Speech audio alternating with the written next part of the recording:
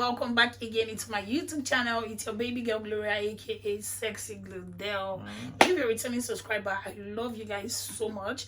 Keep supporting your girl. If you're a newbie here, you're highly welcome. Please do also consider subscribing to my channel and make sure you thumbs up this video.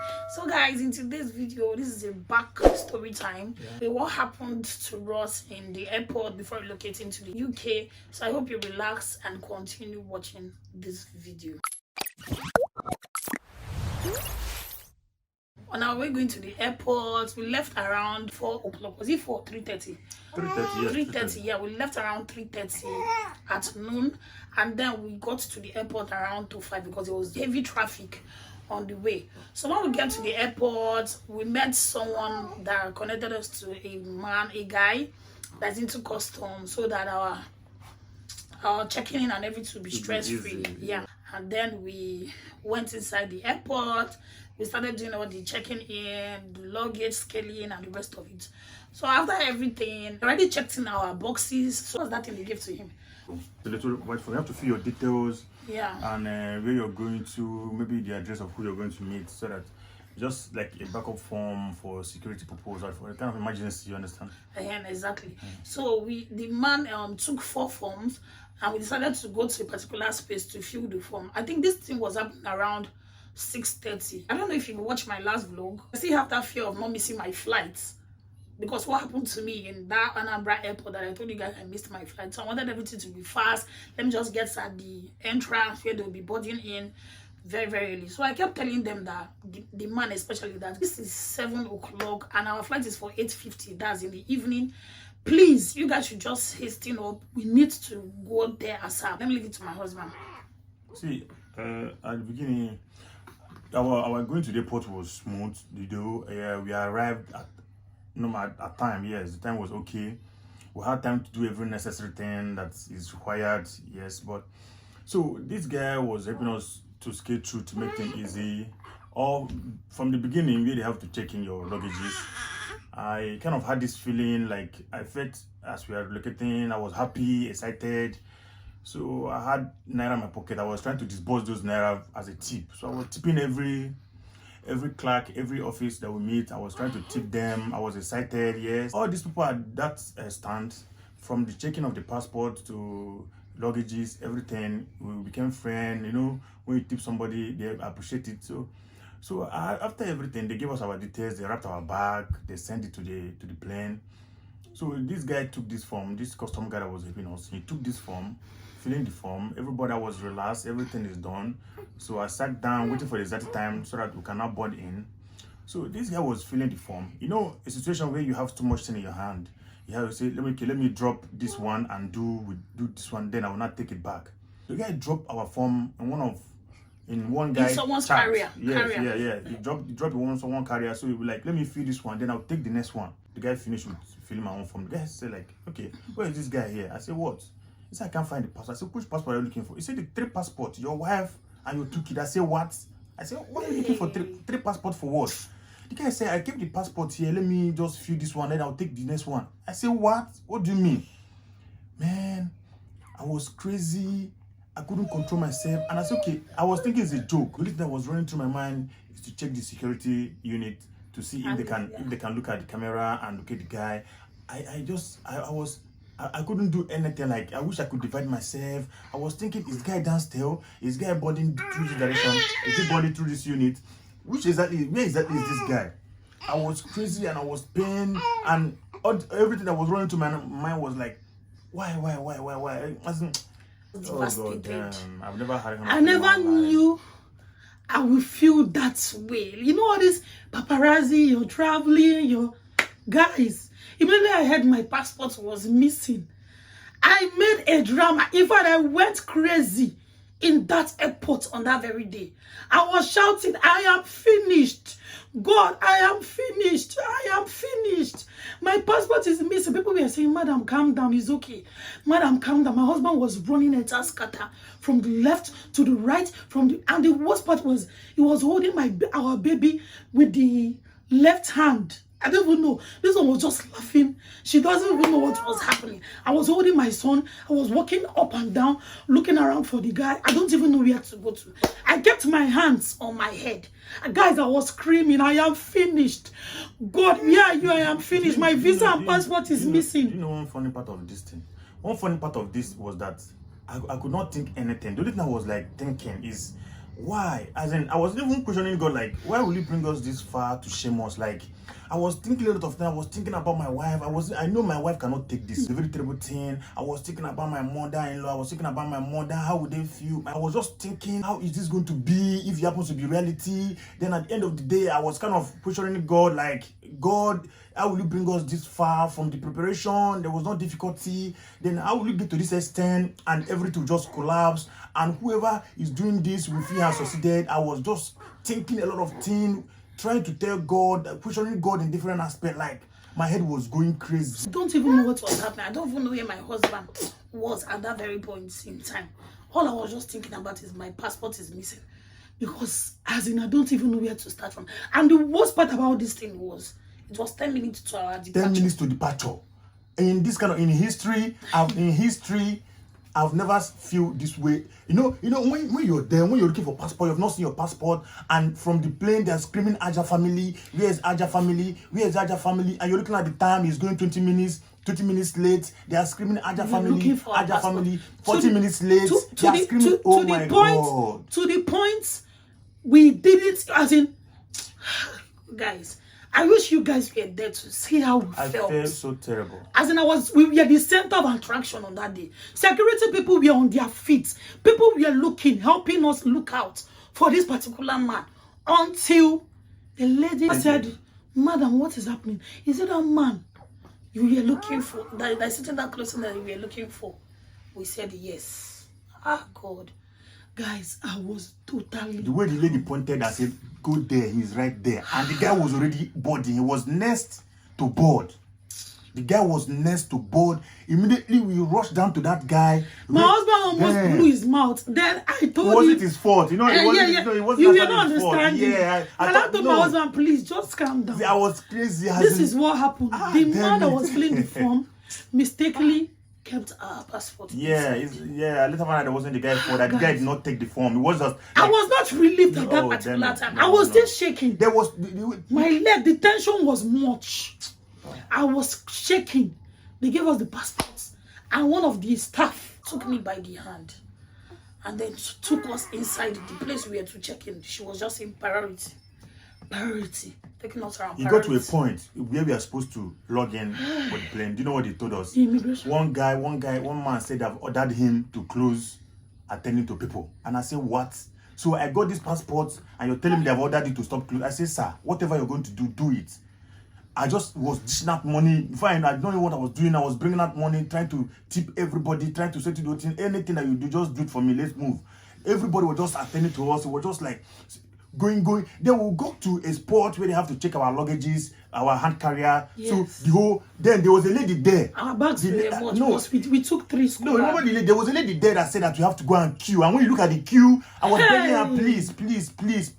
We are the only person left. We have already delayed this plane for 15 minutes. Imagine, if not for God's grace, for these people were patient for us. If not for, in fact, it was God's grace. Because I don't see any reason why an individual, a family would delay play for 15 minutes. We delayed this play for 15 minutes to 50 good minutes. So I told this lady, please, our plane is leaving. We just got our passport. I was begging the lady, saying, no, that we have to go to the queue. It was this my baby that she looked at and say, I'm just doing the thought of the baby. And yes. I said, thank you. Then when we were checking our hand carrier, everything was beeping. I said, no. I said, baby, this bag beeping here, we can't be here, and they will float this bag and repack this bag. So those Turkish workers was like, okay, I said I want to go. So it's okay, it's a good idea. Go secure the space for you and your family. Maybe talk to them. They could be patient more. Then your wife will be coming. That was how I was running with my baby with some bag. I was holding my son. This girl suffered. The girl was the way her leg was just somewhere else and her head was somewhere else. All I know was that I was just holding her strong with some bag, running. Then when I go to the gate, then the white man was already there trying to close the whole thing, and I told him, please. Let me in. My family is coming. He said, okay. Then I have to sit down at the entrance to make sure that I'm looking at everybody. I'm looking out for my wife. I'm looking at them so that they will not close the door. I was just there, sitting there. And when the white guy look at me, I'm like, look at this guy. This guy, you're stressed with one leg of shoe and the other one socks. And then me, at the point of them checking in our hand luggage, we were seeing some things there. I was begging them, please, because I really don't know what was happening with you at that end. Do you understand? So I was just begging them, please, help me, please. They were telling me, madam, calm down. Madam, calm down. Madam, they were still screaming, that's Aja family. So I don't even know if my husband has gotten to his destination, or maybe they've left us or something. So that tension was still in me. Guys, I was crying, I was pleading. When we got to this place, I told them, just remove anything you want to remove. Throw it, just take. Guys, I was so good. Word cannot even describe how I felt that I was crying. My eyeballs we are just swollen. I've never felt this way in my life. I've never felt this way. I was like asking myself, we have done everything possible to make sure that this thing work well. We have given us sacrifice, financially, otherwise. Our mother have prayed so hard. I was questioning God. Let this, my mother and our mother-in-law prayer, to not go in vain. That was my major thing. If you know you are going to bring out this journey, this position to shame us, I know you're not going to do it. But if you're going to do that, if this journey is not possible, at the beginning, you should have given us sign. If we are getting to this far, you should not shame us. You see how you're going to let us be? I was like, then at the end of when I was at the edge of the plane, sitting at the entrance of the plane, there, seated, the white guy was looking at me, and I was busy every second. I'm bringing my head out, looking out for my wife. Okay, you sat inside. Yeah, I did not go inside. I was at the edge. Entrance. Okay. At the end, there's a shed there. I was at that shed there, sitting there. Every second, I'm bringing my head out, looking out for my wife. Every second, the white guy look at me. Say, where's your wife? I said, she's coming. They're just trying to get some things out of our luggage. So everybody in that Turkish airline was out for us. It was God doing. Everybody, my son's shoe got missing. Forget about the shoe. The shoe's not an issue. I will not bother about shoe. Everybody was out for us from beginning to Z. They left what they were doing, carrying our luggages, packing everything. The four of them. Everyone is entitled to 7 kg hand luggage. So I used my son's own. I used mine, and my husband used his own. Then we took 3 school bags, to just carry stuffs and everything. The airline staffs carried those load. They were telling me, oh yeah, fast, start going. I was running, and the distance was long, guy. I was running the distance. I was running like my legs. I couldn't even carry my legs at some point, but I said, no, Gloria, when you have to keep moving. I was running the box. Until I got very close to when my husband saw me at the entrance of the... My wife was crying, looking like a mad woman. The journey that we planned, we have organized how we are going to walk through and enjoy our life. The devil came through, but I'm very happy that the devil did not succeed. He came through. When I look at my wife just running to the airport with just socks, with no shoe. I was so, I couldn't hold myself. I tears for a very long time. I never cried, but I cried that very day. Oh God, I look at my wife, I feel so terrible. And the whole staff was at her back, telling her, madam, calm down, carrying her baggages, helping her through. Everybody was out for us. God will pay you all back. You all that attempted for us not to fail that day. You all that helped us to pack our luggages. You all, even there was this manager that came there and told the white guy to hold on, that we are very, very close. Everybody was making moves. The faces of the passengers. And when we got in, I couldn't get myself until I sat down, as in I was just rephrasing back, like, did this thing really happen to us? Do you understand? I was rephrasing, like, did this really happen to us? So we sat down, we kept our luggages inside and everything. My husband was just there. I was telling him, I was trying to encourage him. We will just, brighten up, just cheer up. You don't need to keep your face like this. You don't need to do that. And because of the way we delayed that flight, our arrival time changed. Yes. We arrived in Istanbul late. Yeah, we arrived in Istanbul very late.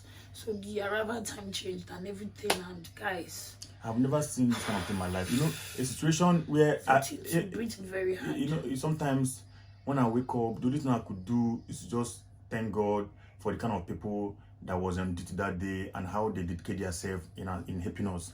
Because of these kids, two people were saying, okay, because of the kids, go. No, everybody was just looking out for the baby. Everybody was just trying to make things work for us. I was like looking, I couldn't appreciate them enough. You know, I just look at everything. Sometimes when I look back at that scenario, it breaks me down. When I remember that feeling, it breaks me down. I keep on thinking. So when we bought the plane started moving. Anytime I take nap and I say, I keep on dreaming like I miss my flight. I keep on dreaming. And when I wake up, to the extent that we got to Istanbul to collect our connecting flight, we couldn't even wait a minute. We had to go close to the departure, did every possible thing, and then we sat down and started relaxing. Talking about what there really was happened. a force that day. There was a thought behind that action, but God said no. Exactly. Even that man said it because the man misplaced his Samsung there was phone. a strong force that was trying to intercept our journey, but God said no. Yeah. I was questioning God. We started this journey. This journey was as smooth as we never expected. And nothing was a problem to us, financially, otherwise. I can't say anything was a problem. We did everything that is going to make us comfortable and well. We came very early. God said no, and I'm very, very grateful that today we are happy and everything came to reality. But God did not allow them to shame. Their plan was to shame us, but they could not shame us. How can we sacrifice everything getting to the airport? How can we tell this story to our parents? How can we tell this story? And then maybe at the end of the day we didn't get to see our passport, then we'll go back home. How can we tell or maybe the guy has already boarded in, or maybe one of the security people already seen the passport. So many things just running. I just decided to share this story to you guys that we are living testimony. God is with us. We are truly a living testimony. This God really exists, because there are so many things that the devil planned, but they did not succeed. Just imagine us now, as in not seeing that passport at the right time, or maybe those staff didn't really help us. What would be of us? It was really a terrible one, but we thank God that we scaled through. Thank God we are alive in UK. Thank God for everything. We need to come out and say this. We need to come out and say this, because God truly exists. Without God, nothing is going to be possible. So God just did it. God did it for us. God came through for my family. At the last minute. Last dying minute. But we did it. Do you know, at the point I was even saying that we will not see that, but as in my mind was just so negative. I wasn't talking about the passport. I wasn't even talking about the money spent. I was just talking about your mental health, our parents' mental health. Do you understand? That's what I was just thinking about, because I know it's a very challenging thing for them. It's going to be challenging for them. I was just thinking about you. At my mind was a bad experience. Do you know when it really affected us throughout our journey? I could not eat anything in the plane. I was just drinking wine. I was just drinking wine. All the food they gave him, he couldn't. But I will keep on appreciating. No, I was just trying to eat because I was breastfeeding. that helped us that day. Those people at that Turkish airline, those workers that day, those workers was God sent.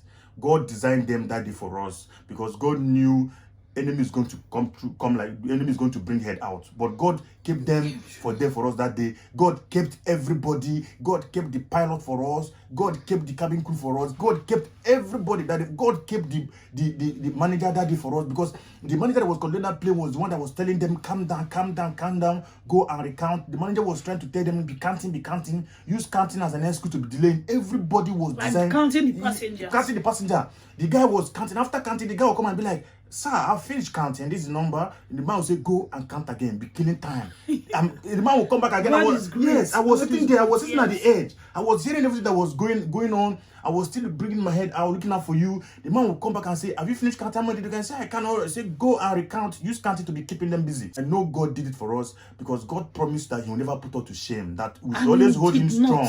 That at the end of the day, that will make us prosperous, and anything we lay our hand will be successful. But for our enemies, that we should not worry about them. That He's going to take care of them. That we try, but they will fail, and He will put them into shame. Continue failing. God have already renewed His covenant again, and He has already He has shown to us that He is true, and He's always going to put our enemy to shame. Whoever brings his head out should be assured that head is going to be cut off. Amen. Because I know there's a force behind this thing, and that force, you should know that he should not even try it again, because it's not going to succeed. I swear. He shouldn't even go close. Don't go close. This place is a red zone. God, they almost killed me that day. God, we look like mad people relocating. It wasn't a good experience, but thank God.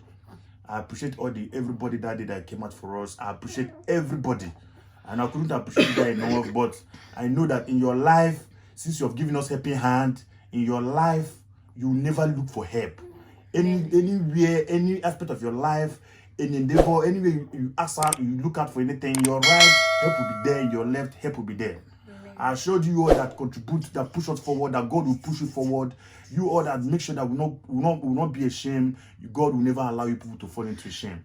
Amen. We'll be ending this story time here, and I pray you guys just subscribe to our channel, help us share this video. Thank you. And also just take good, because more vlogs, you know how we do it on this channel, will always come to your way.